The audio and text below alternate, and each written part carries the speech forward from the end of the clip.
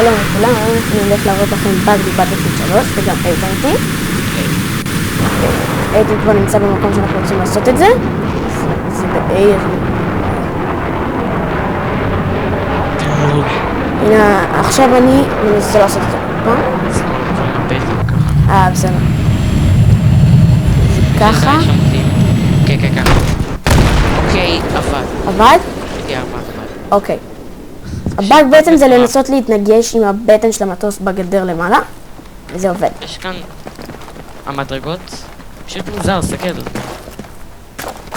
רק שזה לא יעביר אותך קבוצה. שאלה מחמד אלוהי. בעצם אתה יכול ללכת מתחת לעולם, וגם אם איתן יתחבא אתה לא תראה אותו. אפשר ללכת ככה, כאילו עד לשם. בוא נבדוק. כן, אפשר לצאת. אפשר גם להיכנס. כן, אפשר כאילו, יש שם מישהו אז כזה. זיכה.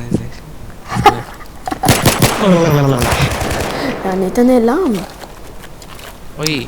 אוקיי, בקיצור זה הבאג. אוקיי, איתן עכשיו תעשה סוויסייד ותראה איך עושים את זה מהצד.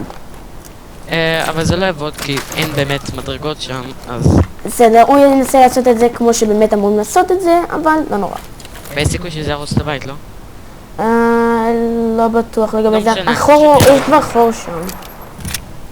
אוקיי, עכשיו